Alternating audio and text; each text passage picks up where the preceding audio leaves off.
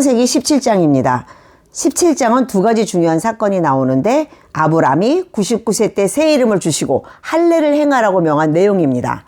창세기 15장에서 하나님은 분명히 사라를 통해 자손을 낳게 해주시겠다고 약속하셨습니다. 그러나 아브람은 약속을 끝까지 기다리지 못하고 여종 하갈을 통해 이스마엘을 낳았습니다. 그 모습을 본 하나님은 13년이라는 긴 시간 동안 침묵하셨으나 아브람이 99세 될 때 다시 나타나 하나님의 언약을 완전하게 믿으라고 요구하셨습니다. 그리고 이 언약을 확실하게 해주려고 여러 민족의 아버지라는 뜻인 아브라함이라는 이름으로 바꿔주시고 이 언약에 대한 표로 할례를 명하셨습니다. 그렇다면 할례란 무엇이며 왜 아브라함에게 할례를 명하셨습니까? 할례란 생식기의 포피를 잘라내는 의식인데 두 가지 의미가 있습니다. 첫째, 육체적인 방법을 제거하라. 둘째, 하나님의 언약 안에 있는 하나님의 언약 백성이 되었다는 뜻입니다. 할례를 명하신 이유는 아브라함이 자기 생각과 육신의 방법으로 이스마엘을 낳았기 때문입니다. 그런데 왜 하나님은 언약의 표를 몸에 새겨 주셨습니까? 사람은 눈에 보이지 않는 언약을 잘 잊어버리는 존재이기에 잘 보이도록 살에 새겨 주신 것입니다. 아브라함은 하루에 몇 번씩 화장실에 가서 언약의 표를 볼 때마다 하나님이 언약한 자손은 인간의 방법과 노력으로 얻는 게 아님을 깨달아야 합니다. 아브라함은 언약의 표를 볼 때마다 언약을 의지하지 못하게 하는 그 불신앙을 제거하고 언약을 붙들어야만 합니다. 하나님의 언약은 하나님의 때에 하나님의 방법으로 이룰 것이기 때문입니다. 그래서 창세기 15장에서 언약식을 할 때도 하나님은 쪼갠 고기 사이로 혼자 지나가셨습니다. 언약을 이루는 일에 아브라함은 하나님을 도울 일이 하나도 없다는 뜻입니다.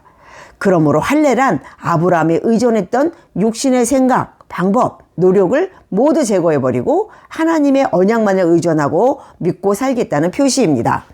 구원은 혈통으로나 육정으로나 사람의 뜻으로 되지 않고 오직 하나님의 약속으로 되는 것이기 때문입니다. 창세기 17장 13절을 보시면 하나님은 할례 언약을 영원한 언약이라고 말씀합니다. 할례가 영원한 언약이라면 할례 의식도 영원해야 하므로 신약의 성도들도 할례를 받아야 합니다. 그러나 신약 성도들은 할례를 받지 않습니다. 그렇다면 우리는 하나님의 언약을 지키지 않는 것입니까? 아닙니다. 신약 성도는 몸의 할례를 받지는 않지만 마음의 할례를 받았습니다. 그럼 마음의 할례를 받는다는 것이 무슨 뜻입니까? 육체에 행하는 할례가 불신앙을 제거하고 하나님의 언약을 믿는 표라면 마음의 할례도 불신앙을 제거하고 마음으로 하나님의 언약을 믿는다는 뜻입니다. 모세와 에레미야가 그렇게 말하고 있습니다. 그래서 사도 바울도 마음으로 예수님을 믿어 구원에 이르는 사람은 할례를 받은 자라고 말하며 진정한 할례는 육체에 행하는 것이 아니라 마음에 행하는 것이라고 말했습니다. 그럼 왜 8일 만에 할례를 행합니까? 첫 창조 7일이 지나고 8일은 새롭게 시작되는 날입니다. 육신으로 태어난 옛사람은 죽고 제8일에 새로운 사람으로 태어남을 의미합니다. 언약을 믿는 언약 백성으로 태어나는 것입니다. 할례는 새로운 언약 안에 들어가는 새 창조임을 말해줍니다. 그래서 사도 바울은 할례는 세례받은 것 같다고 말합니다. 할례를 사람들이 볼 수 있는 방식으로 행한 것이 세례입니다. 세례는 옛사람이 물속에서 죽고 물속에서 나올 때 새로운 피조물로 다시 태어났다는 의식입니다. 세례는 그리스도와 함께 육의 몸이 죽고 그리스도와 함께 새 사람으로 태어났다는 그리스도의 할례 의식입니다. 그러므로 예수님을 믿는 자들이 세례를 받으면 새 창조에 들어가는 예수 그리스도의 할례를 받은 것입니다. 할례는 영원한 언약으로서 신약에서도 계속되고 있습니다.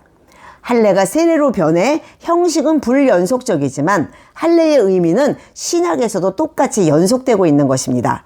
세례받음이 할례 받음과 같은 의미입니다. 그런데도 신약 시대에 육체의 할례를 받아야만 한다고 주장한다면 하나님의 은혜로 구원받는 게 아니라 인간의 행위로 구원받겠다는 언약을 믿지 않는 불신의 행위가 됩니다. 할례에 대한 결론을 짓겠습니다.